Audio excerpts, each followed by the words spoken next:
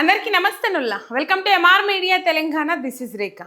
రాహుల్ గాంధీ ఇలా తెలంగాణకు వచ్చిండు. వికారాబాద్ జిల్లాలో జరుగుతున్న డిసిసి అధ్యక్షులు ఎవరైతే ఉన్నారో వాళ్లకు శిక్షణా తరగతులు కొనసాగుతూ ఉన్నాయి. ఈ శిక్షణా తరగతులు ఇలా ఎండింగ్కి వచ్చినట్టు ఆంధ్ర అండ్ ఇటు తెలంగాణ ప్రాంతాలలో ఉన్న డిసిసి అధ్యక్షులు ఎవరైతే ఉంటారో వాళ్లకు సంబంధించిన శిక్షణా తరగతులు నడుస్తూ ఉన్నాయి. ఆ శిక్షణా తరగతులలో మొన్న రేవంత్ రెడ్డి షర్మిల కూడా ఒకే వేదిక మీద కూర్చుంటే ఆ వేదికలో కొన్ని మాటలు కూడా మాట్లాడిండ్రు. రేవంత్ రెడ్డి వైఎస్ రాజశేఖర రెడ్డిని వైఎస్ షర్మిల వాళ్ళ నాయనను పావురాల గుట్టలో పావురమైపోయిండని చెప్పేసి రాజశేఖర్ రెడ్డిని అన్ని మాటలు మాట్లాడిన రేవంత్ రెడ్డితోని వేదిక పంచుకోవడానికి ఏం అనిపిస్తలేదని చెప్పేసి కూడా కొన్ని అంశాలు మాట్లాడిరు, కొన్ని ముచ్చట్లు మాట్లాడిరు. సోషల్ మీడియాలో వైరల్ అవుతా ఉన్నాయి. రైట్, భయపడుతున్న రాహుల్ గాంధీ అని నేను ఎందుకు పట్టినా అంటే దీనికి క్లియర్గా క్లారిటీగా పోతా ఉంటే మనం ఈ వీడియోలో కంపల్సరీ చర్చించుకోవాల్సిన అవసరం ఉన్నది. ఒక్క సబ్స్క్రైబ్ చేసుకొని సపోర్ట్ చేయండి. మీ ఒక్క సబ్స్క్రైబ్ నాకు ఎంతో బలాన్ని ఇస్తుంది. రైట్, ఇక ముచ్చట్లకు పోతే తెలంగాణ రాష్ట్రంలో కాంగ్రెస్ ఏలుబడి ఏ విధంగా ఉన్నదో మనందరికీ ఎరికే. 2.5 ఏళ్ల పొద్దు నుంచి ప్రజలు నానా అవస్థలు పడుతూ ఉన్నారు. ప్రజలను తీవ్రమైన ఇబ్బందులకు గురి చేస్తూ ఉన్నారు. ప్రజలు నిజంగా ఎట్లరా భగవంతా, ఎట్లరా దేవుడా అని చెప్పేసి ఆగమైతున్న పరిస్థితులు కనబడతా ఉన్నాయి. ఒకవైపు ఆర్థిక వ్యవస్థ కుదేలైపోతూ ఉన్నది, అప్పులు కుప్పల్లాగా పెరిగిపోతూ ఉన్నాయి. తీసుకొచ్చిన అప్పులు ఏం చేస్తుందో తెలుస్తలేదు. నిరంతరం బుల్డోజర్ వ్యవస్థ కొనసాగుతూ ఉన్నది. ఇక్కడనేమో బుల్డోజర్ విధానం కొనసాగుతూ ఉంటుంది.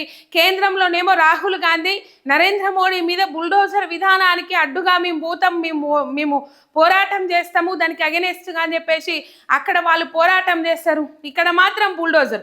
మరి ఇవన్నీ పోతలేవా రాహుల్ గాంధీ దృష్టికి? బరాబరి పోతున్నాయి కానీ ఏమన్నంటే పుసుకున్న మనకు మూటలు అందాయి, ముళ్ళలు అందాయి, ఆగమైతుంది పరిస్థితి అని చెప్పేసి రాహుల్ గాంధీ భయం రాహుల్ గాంధీకి ఉన్నది. ఢిల్లీ అధిష్టానం భయం ఢిల్లీ అధిష్టానానికి ఉన్నది. ఇక తెగించినోనికి తెడ్డేలింగం అన్నట్టు రేవంత్ రెడ్డి ఇక్కడ దూసుకొని పోతా ఉన్నాడు. అటు బీజేపీతోని సంబంధాలు కొనసాగించుకుంటా, ఇటు కాంగ్రెస్తోని సంబంధాలు కొనసాగించుకుంటా ప్రజలను ఎటుగాకుండా వేసుకుంటా ముంగడికి పోతా ఉన్నాడు. తెల్లారులేస్తే బుల్డోజర్ రాజ్యం, పేదల ఆర్తనాదాలు, బిక్కుమని ఎదురు చూస్తున్న చిన్న పిల్లలు, రైతు భరోసా కోసం ఎదురు చూస్తున్న రైతన్నలు, సంవత్సరంలోపు 2 లక్షల ఉద్యోగాలు భర్తీ చేస్తామని చెప్పిండ్రు, ఉద్యోగ నోటిఫికేషన్ల కోసం ఎదురు చూస్తున్న నిరుద్యోగులు ఏమన్నారు? 6 గ్యారంటీలు 7వ గ్యారంటీ ప్రజాస్వామ్యం అని చెప్పేసి చెప్పుకున్నారు, స్వేచ్ఛ అని చెప్పుకున్నారు, ఇంకా ఎన్నో విధాలుగా ఎన్నో మాటలు చెప్పుకున్నారు. ఇలా రాహుల్ గాంధీ అంత భయం ఎందుకు మీకు? రాహుల్ గాంధీకి అంత భయం ఎందుకు?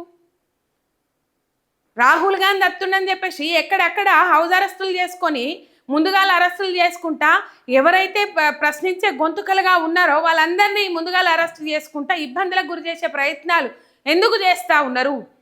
అంత భయం ఎందుకు? మీ పాలనంతా చక్కదనం ఉన్నది అని చెప్పేసి మొన్ననే జబ్బలు దర్శిండ్రు రాహుల్ గాంధీ, ఇక్కడ రేవంత్ రెడ్డి జబ్బలు దర్శిండ్రు. శబాష్, మీ పాలన బేఫికర్ గిట్లనే ఉండాలి అని చెప్పేసి జబ్బలు దర్శిండ్రు రాహుల్ గాంధీ. కేసీ వేణుగోపాల్ మెచ్చుకున్నాడు, రాహుల్ గాంధీ మల్లికార్జున ఖర్గే మెచ్చుకున్నాడు అని చెప్పేసి. ఇక్కడ మల్లికార్జున ఖర్గే విషయానికి వస్తే ఒకానొక సందర్భంలో ఒక వీడియో సోషల్ మీడియాలో బాగా వైరల్ అవుతా ఉన్నది. ఇప్పటికి కూడా మనల్ని అందరిని ఆగం చేసిపోతాడు వచ్చినోడు ఒక్కడే కానీ అని చెప్పేసి ఆ వీడియో అయితే తిరిగింది సోషల్ మీడియాలో. రైట్, కేరళ ఎన్నికల నిమిత్తము మొన్న క్యాబినెట్ మీటింగ్ పెట్టిండ్రు. ఇక ఇక్కడ మాట్లాడేటోళ్ళు క్యాబినెట్ మీటింగ్ ఢిల్లీలో పెట్టిండ్రంటే ఎంబటే అటాక్ చేస్తారు, రివర్స్ అటాక్ చేస్తారు. ఇలా మాట్లాడరు. కేరళకు 1000 కోట్ల రూపాయలు పంపించేందుకు ఇక్కడ రైతు భరోసా ఆపిండ్రు, జెడ్పీటీసీ ఎంపీటీసీ ఎన్నికలు ఆపిండ్రు, ఇంకా జరగాల్సిన పనులన్నీ ఆపేసిండ్రు. కేరళకు పైసలు పంపడం కోసం కేరళకు ఏటీఎం లెక్క మారింది తెలంగాణ రాష్ట్రం. అంతకుముందు బీహార్ ఎన్నికలకు, అంతకుముందు మహారాష్ట్ర ఎన్నికలకు తెలంగాణ నుంచే ఫండ్స్ పోయినాయి.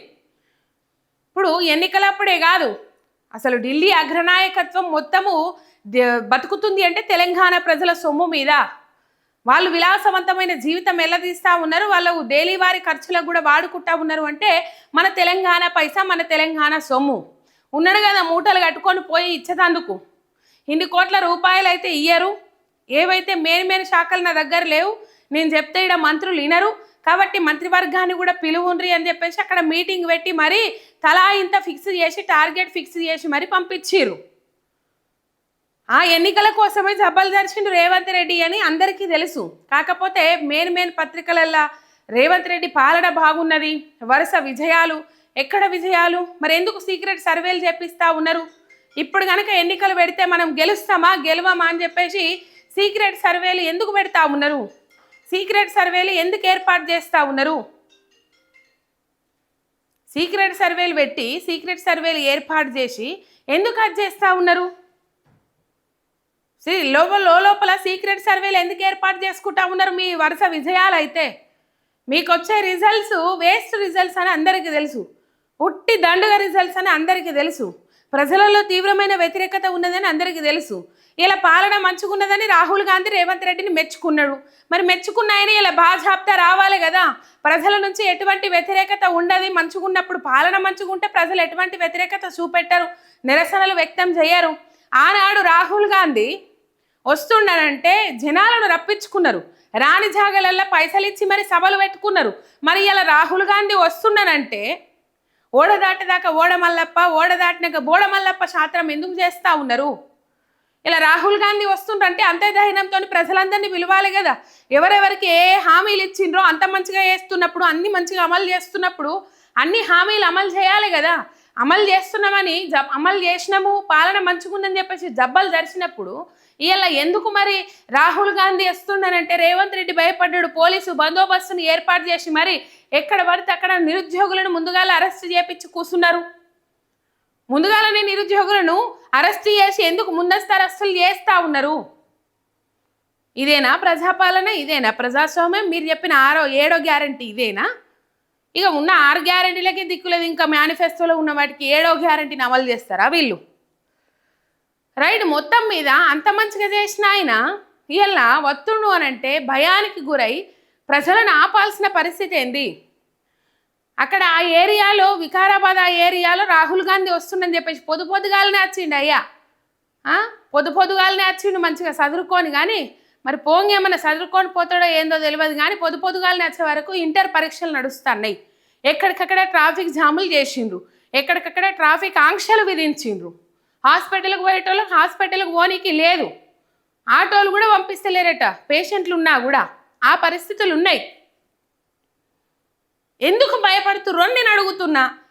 ఆనాడు అశోక్ నగర్ చౌరస్తా వేదికలో కూర్చొని నిరుద్యోగులను చుట్టూత చేర్పించుకొని సంవత్సరంలోపు 2 లక్షల ఉద్యోగాలు భర్తీ చేస్తామని అన్నారు. ఇలా ఉద్యోగాలు ఎక్కడున్నాయని చెప్పేసి వాళ్ళు ప్రశ్నిస్తారని వాళ్ళని అరెస్ట్ చేస్తుర్రా? ఇప్పుడు కాంగ్రెస్ పార్టీ తెలంగాణ రాష్ట్రంలో అధికారంలోకి వచ్చిన తర్వాత 2వసారి రాహుల్ గాంధీ, అంతకుముందు ఏదో అత్తున్న పోతున్న బుడుబుంగా అన్నట్టు అటు వచ్చి ఇటు మాయమైండు అంతే. ఈయన కూడా గట్లే మాయమవుతాడు. ఆ డీసీసీ ఆ పాటలు ఏదో పెట్టుకొని మరి డ్యాన్స్ చేస్తూ ఉన్నారు. పీసీసీ అధ్యక్షుడు రిసార్ట్లో ఎంజాయ్ చేస్తూ ఉన్నారు. మరి శిక్షణా తరగతులు అత్త సొమ్ము అల్లుడు దానం చేసినట్టు. ఎవరి సొమ్ము ఎవరు దానం చేస్తారు, ఎవరి సొమ్ము ఎవరు మింగుతారు మనం చూస్తున్నాం కదా. ఎంజాయ్ చేస్తారు, పాటలు పెట్టి డ్యాన్సులు చేసుకుంటే ఎంజాయ్ చేస్తారు. పీసీసీ అధ్యక్షుడు అక్కడనే ఉన్నాడు, మహేష్ కుమార్ గౌడ్, అదే వేదిక మీద ఇట్లా నడుస్తూ ఉన్నది.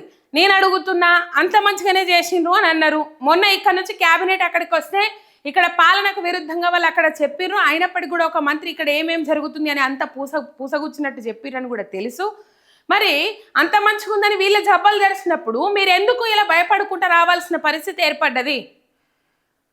ఆనాడు 6 గ్యారంటీలు, 4000 పెన్షన్ అన్నారు, మహిళలకు 2500 అన్నారు, విద్యార్థులకు విద్యా భరోసా కార్డులు అన్నారు, యువతులకు స్కూటీలు అన్నారు. ఇంకా చెప్పుకుంటూ పోతే ఎన్నో హామీలు ఇచ్చుకుంటూ పోయిరు. ఇలా ఏ ఒక్క హామీని అమలు చేయక ఇలా మీరు ఈ పరిస్థితికి దిగజారిరు అంటే మీరు భయపడకుండా మీరు అన్నీ అమలు చేస్తే, మీరు పాలన మంచిగా చేస్తే ఇలా ఎందుకు చెప్పేయమంటారు కదా, చెప్పే శ్రీరంగ నీతులు చేసే ఇంకేమో పనులు అన్నట్లు మొత్తం మీద అంత మంచిగా ఉన్నప్పుడు మీరు ఎందుకు భయపడుకుంటూ రావాల్సిన పరిస్థితి? ఇక్కడ పోలీసు బందోబస్తు పెట్టి ముందుగానే నిరుద్యోగులను అరెస్టు చేపియాల్సిన పరిస్థితి ఏమి ఏర్పడ్డది? ఇగో వికారాబాద్ జిల్లా, వికారాబాద్ పోలీస్ స్టేషన్లో, ఇగో వికారాబాద్ జిల్లా ఎవరెవరైతే ఏమంటారు ప్రశ్నిస్తారో వాళ్ళు ముందుగానే అరెస్ట్ చేసుకుంటూ పోతా ఉన్నారు. అశోక్ నగర్లో, చిక్కడపల్లి చౌరస్తా ఏరియాలలో, ఉస్మానియా యూనివర్సిటీలో ఇట్లా మొత్తం మీద అందరినీ ముందుగానే అరెస్ట్ చేసుకుంటూ పోయారు. అంత భయం ఎందుకు మీకు? ఇది ఒక్కటి బట్టి అర్థమైతే లేదా మీ పాలన ఫెయిల్యూరు. అంత మంచిగా చేసినాడు బాజాప్తా జనాలల్లో తిరుగుతాడు, ఇక్కడోళ్ళు తిరుగుతలేరు అక్కడోళ్ళు తిరుగుతలేరు అంటే మీ పాలన మంచిగా లేదని కదా మీరు ఒప్పుకున్నట్టు. ఇగో ఇది కథ. దీని మీద మండిపడ్డారు మాజీ మంత్రి హరీష్ రావు గారు. ఏది ప్రజాస్వామ్యం కాపాడుతామని చెప్పేసి చెప్తారు, స్వేచ్ఛ ఉంటుంది మా పాలనలో అని చెప్తారు. ఇదేనా ఆనాడు రాహుల్ గాంధీ వేచి చూసిండ్రు, ఇలా నిరుద్యోగులను అరెస్టులు చేపిస్తూ ఉన్నారు అని చెప్పేసి మండిపడ్డారు. ఒక సబ్స్క్రైబ్ చేసుకొని సపోర్ట్ చేయండి. మీ ఎంఆర్ మీడియా తెలంగాణ శనార్థి.